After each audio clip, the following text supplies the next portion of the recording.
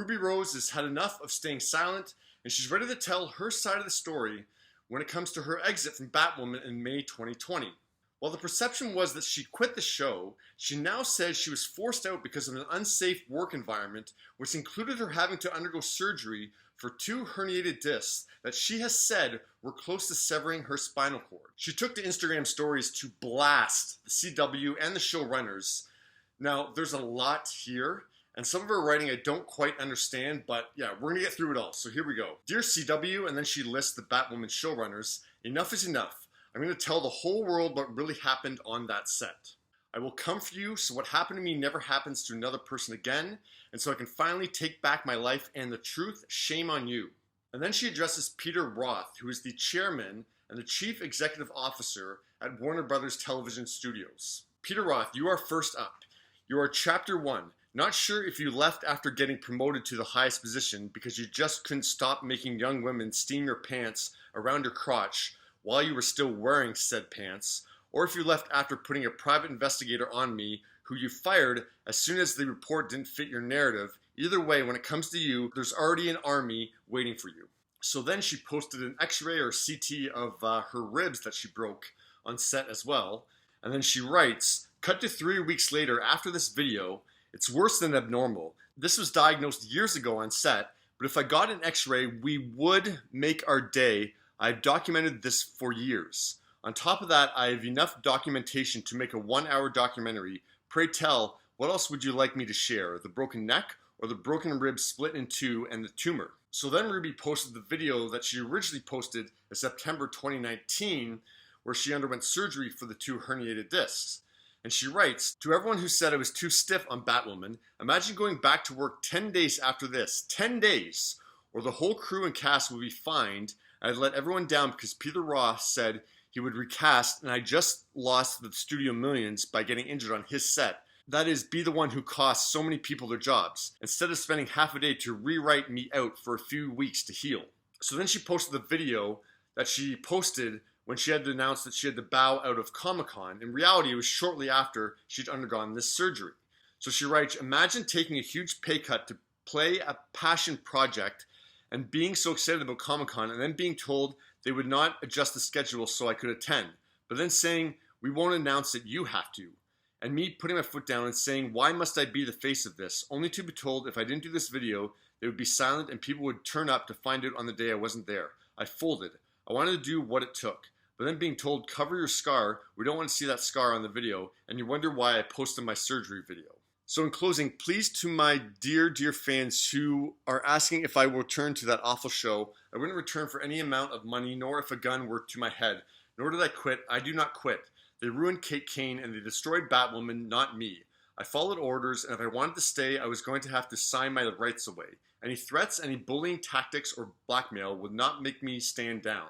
A crew member got third-degree burns over his whole body, and we were given no therapy after witnessing his skin fall off his face, but I was the only one who sent him flowers and cards, and then we were told we had to do a sex scene without a minute to process. We lost 2 stunt doubles. I got cut in the face so close to my eye in a stunt I could have been blind. A woman was left quadriplegic, and they tried to blame it on her being on her phone, so much so CW didn't even help her to start with because they needed to investigate, so she had to do a GoFundMe. She's a PA. They work via phones. Her accident occurred because our show refused to shut down when everyone else did because of COVID.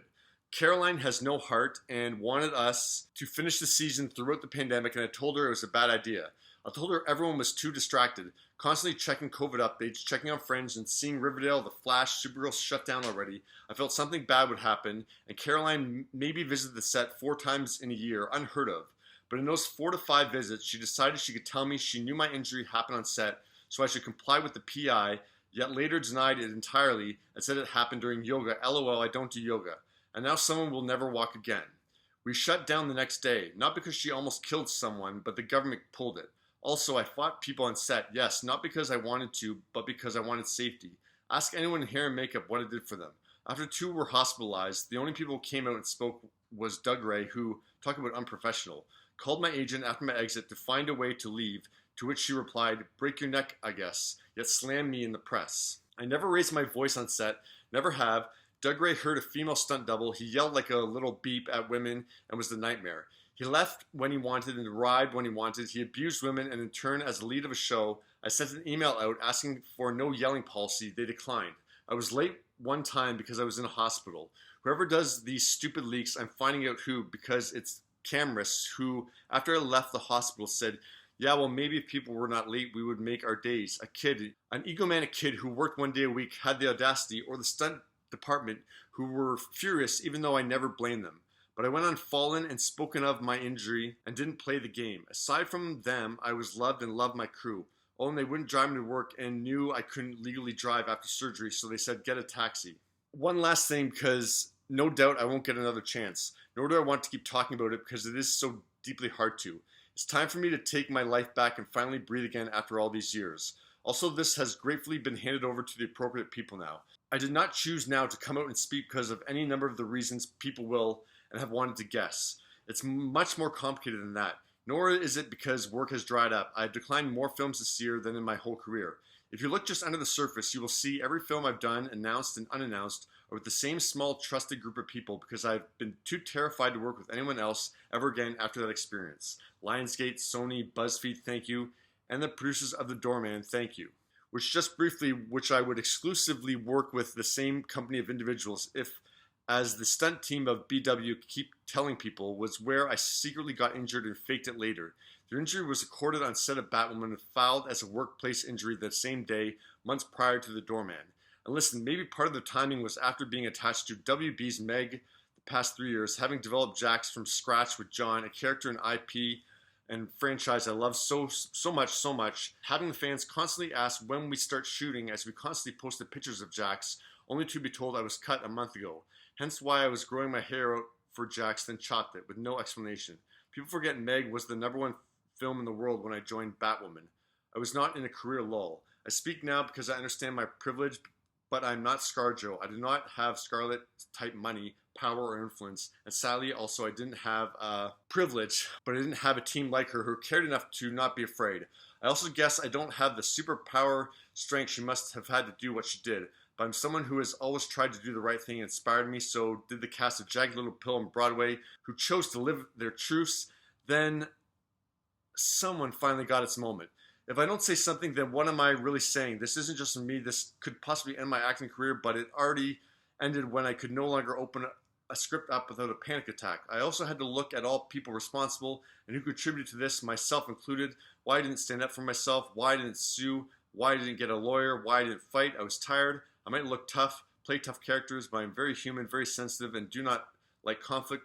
I'm also afraid, deeply afraid. I say this now because this isn't a crazy, out-of-this-world freak incident, nor is it even half of it. I'm speaking up because IATCE and the previously mentioned people reminded me that nothing will change if nothing changes, and people out there are even more scared than I, have less resources than I, need to know they are not alone. The industry needs a lot of work, it needs to change dramatically, and people deserve to be less afraid. And maybe, just maybe, aside from healing me, it might make a small change for someone else. Thank you for the support, but I'm in the woods right now, literally, not figuratively, and I will not be on my phone. Please also do try to leave Javicia and other people I didn't name out of this. She deserves better. And some of the people I've been told are getting attacked are my allies, not my enemies. Just because some people can't be public about their support doesn't mean it's not there.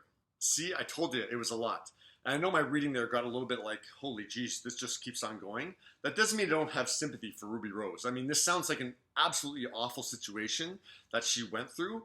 It's just putting this all out there in the public. It's a lot of getting into the weeds that I don't understand and people aren't going to understand reading it. So, I mean, just as a public statement, I think she could have cut it down and just kind of got to the bare bones of really what people in the public are going to understand instead of all the kind of the backstage stuff.